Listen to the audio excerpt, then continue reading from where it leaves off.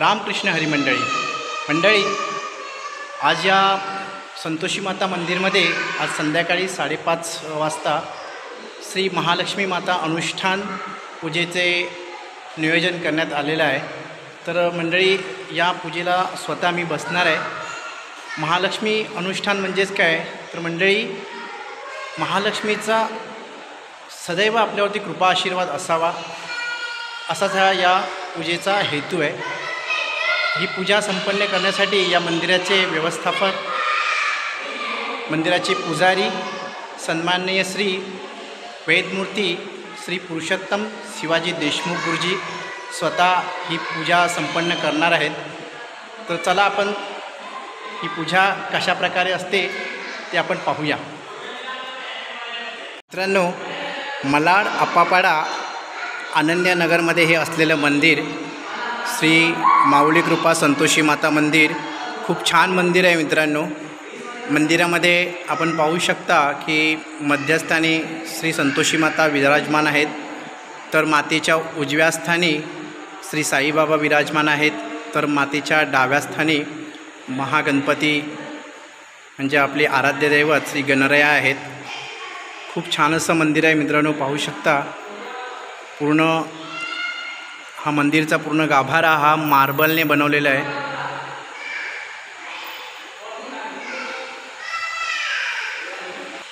मंदिराच्या बाजूलाच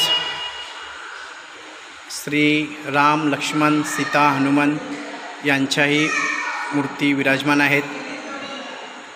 त्यांच्या बाजूला श्री दत्तगुरू महाराज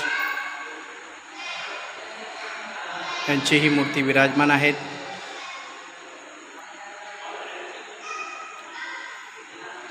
अखंड वारकऱ्यांचे मायबाप विठ्ठल रखुमाई,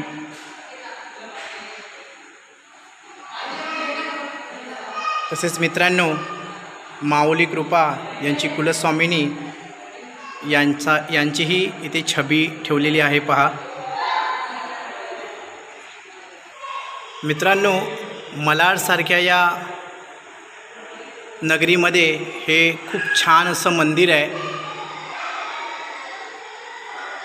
आनंदनगरमध्ये आहे हे मंदिर। जर आलात या ठिकाणी तर नक्की या मंदिराला भेट द्या।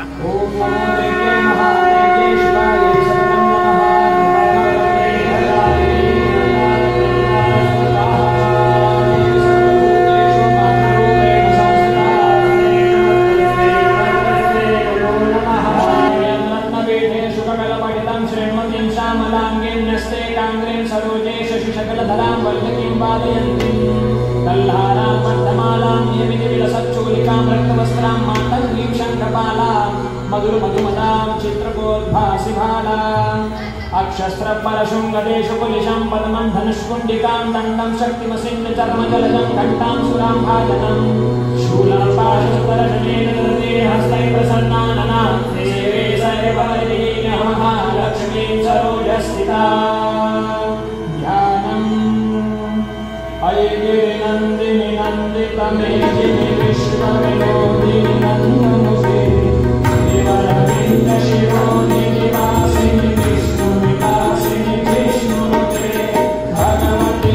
शितिकण्ठकुटुम्बिनि भूरि कुटुम्बिनि भूरि कुटे जय जय हे महिषासुरमर्दिनि जय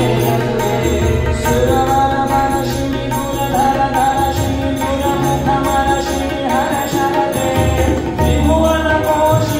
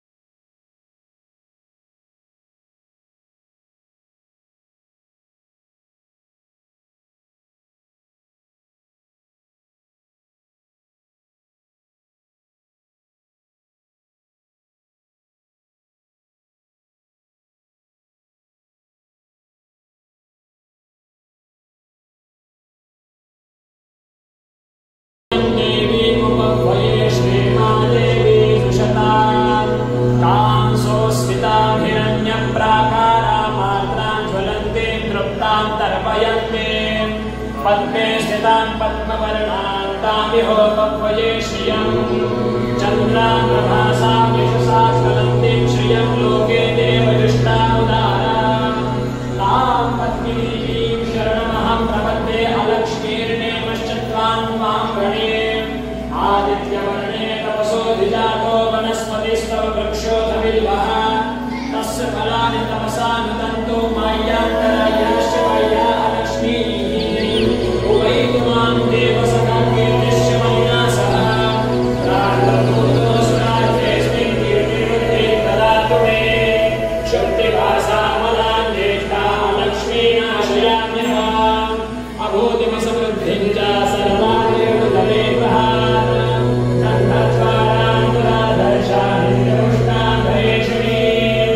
ईश्वरीं सर्वभूतानां तामिहोपवये श्रिया मनसः काममागोदिं वाचः सत्यमशीमहीं पशूनां रूपमन्यस्यामहे श्रीशैलां यशः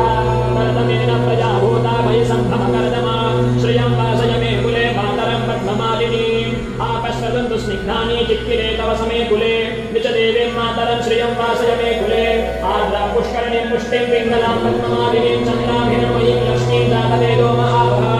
आर्द्राय कर्णीं यष्णीं सुवर्णां हेममालिनीं सूर्याभिरमणीं लक्ष्मीं जातवेदो महावः जातवेदो लक्ष्मीमनवगामिनीं यस्यां हिरण्यं प्रभूतं गावो दास्यो शुभान्वितेयं पुरुषानहं यस्ते मयो भूत्वा भूयादाजमन्भवः सूक्तं पञ्चदशरचना श्रीरामः सर्वज्ञवे पद्मानने पद्महूरो पद्माक्षी पद्मसम्भवे तन्मे भजति पद्माक्षी येन सौख्यं लभाम्यहम् अश्वरायै गोधायै वरदायै महाधने धनन्ये नवतां देवि सर्वकामौषधेहि मे धनमग्ने धनं वायु धनं सूर्यो धनं वसुः धनमिन्द्रो बृहस्पतिर्वरुणः धनमश्विना वैनतेयः सोमं विवद भद्रः सोमं धनस्य सोमिनो वैशं दधातु सोमिनः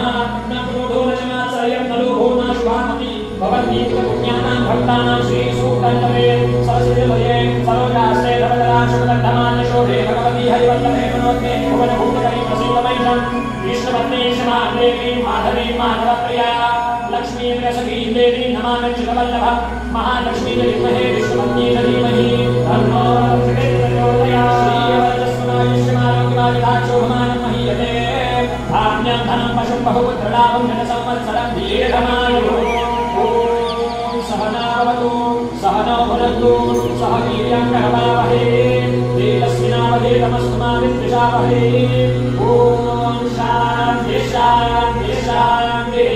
महालक्ष्मी माता की जय संतोषी माता की जय सच्चिदानंद सद्गुरु साईनाथ महाराज की जय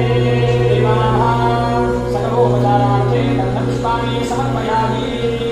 त्या यंत्रावर आपल्याला वाहिलं फुल आता अभिषेकाचे जे पाण्याचं फुल जे होतं दुधाचं ते फुल बाजूला ठेवून द्या आपल्याला त्या यंत्रावर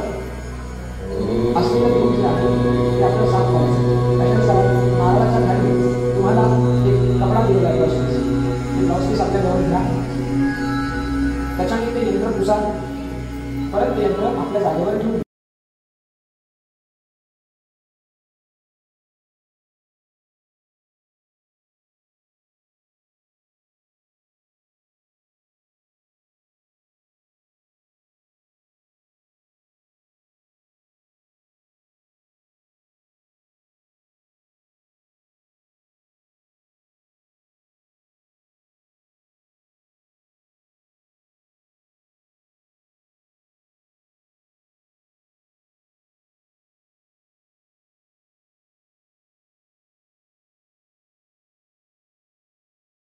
आपल्याकडे चंदन आहे पहिल्यांदा त्या यंत्रावर चंदन व्हायचं आता वाहताना स्टेप कशी असावी पहिल्यांदा आणि गणपती बाप्पाची सुपारी ठेवलेली आहे पहिल्यांदा चंदन सुपारीवर व्हायचं आणि नंतर यंत्रावर व्हायचं वाहताना अनामिका आणि अंकुष्ठा या दोन बोटांनी ते चंदन घ्यायचं आहे कोणती पण प्रक्रिया तुम्ही कराल काहीही वाहताय हळद वाहताय तांदूळ वाहताय फुलं वाहताय काही जे पण तुम्ही देवाला वाहताय ते वाहताना अनामिका ज्या बोटाने आपण बंद करतो ते बोट आणि अर्थात या दोन बोटांचा प्रयोग करायचा आणि ज्या वेळेस आपण आपल्या घरातल्या फोटोचं किंवा देवांच्या मूर्तीवरचं फुलं काढतो निर्माल्य काढतो त्यावेळेस मध्यमा अनामिका आणि अंकुष्ठा या तीन बोटांनी फुलं काढायचं ज्यावेळेस आपण दुसऱ्यांची फुलं उतरवतो फोटोचे घराच्या देवांचे त्यावेळेस या तीन बोटाचा आपल्याला वापर करायचा वाहताना दोनच बोटाचा वापर करायचा काढताना तीन बोटाचा आता आपण वाहतोय त्याच्यामुळे अनामिका आणि अंगठा या दोन बोटांनी चंदन व्हायचं आणि गणपतीच्या सुपारीला पहिले मग वर यंत्रावर ओम चन्दनन्दितं गन्धाढ्यं सुमनोहरं विलेपनं सुभद्रेष्ठा चन्दनं नविविधरा चन्दनोस्य पये हरिद्रां कुङ्कुमानि समर्पयामि आता हळदी व्हायचं पहिल्यांदा नंतर वर घेऊन पहिला हळद नंतर हरिद्रामीलवर्णाच सर्वसौभाग्यदायिनी हरिद्रेणार्चितो देव ग्रहाण परमेश्वरी हरिद्रां समर्पयामि हाताने उजव्या हाताने व्हायचं उजवा हात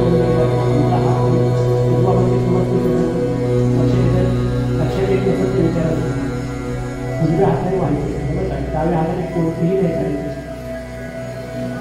कुंकुमही अभ्यर्च नंतर कुंकू व्हायचं कुंकू वाल्याच्या नंतर तांदूळ व्हायचं बाप्पाला अक्षराणि श्रेष्ठा कुंकुमात्या सुशोभिता मया निवेदिता भक्त्या ग्रहाण परमेश्वर हरिद्रा कुंकुमान्तरेण पुष्पैः देवतानां वन्दनम्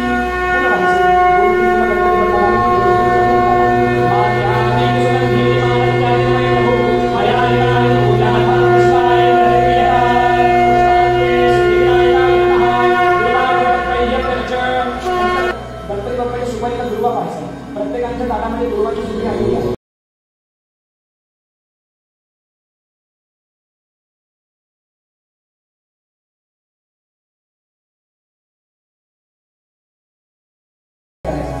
सगळी जुरीच व्हायची ओम हे दुर्गे अमृत संपन्ने शतमूले शतांकुले शतं पादक संहन्त्री शतं आयुष्यवर्धिनी दुर्वांकुराणि समर्पयामि नमस्कारान् करोमि तदनंतर नैवेद्यं निवेदयामि सत्यं वर्तेन परिशिंचामि अमृतमतमसि स्वाहा आपल्याला नैवेद्य दाखवायचा आहे हा नैवेद्य आपल्याला दाखवताना हातामध्ये फूल घ्यायचं आहे त्या फुलाला नैवेद्य दाखवण्याच्या 3 पद्धती आहेत त्यापैकी 2 पद्धती प्रचलित आहेत एक पद्धती अमृत उपकरणमसि स्वाहा असं म्हणून पाणी फुलायचं आणि एक पद्धती ज्या पण आपल्याला ऋतू आलो बहु पुष्प ऋतू असेल त्या ऋतूच्या अनुसरून आपल्याला फुल घ्यायचं त्या फुलाने आपल्या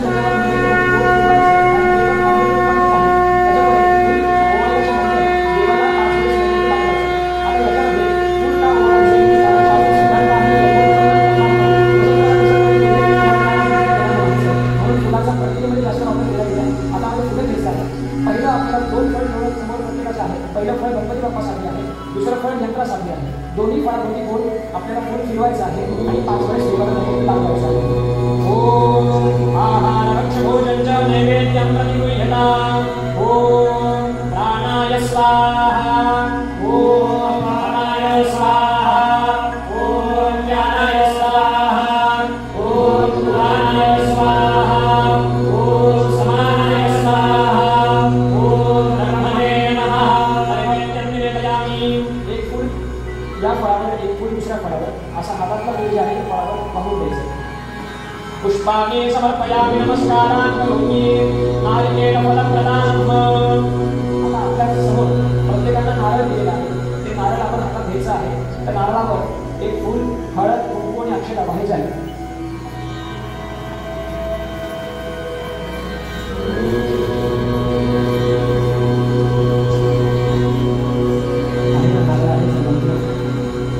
शेवटी दिला पाहिजे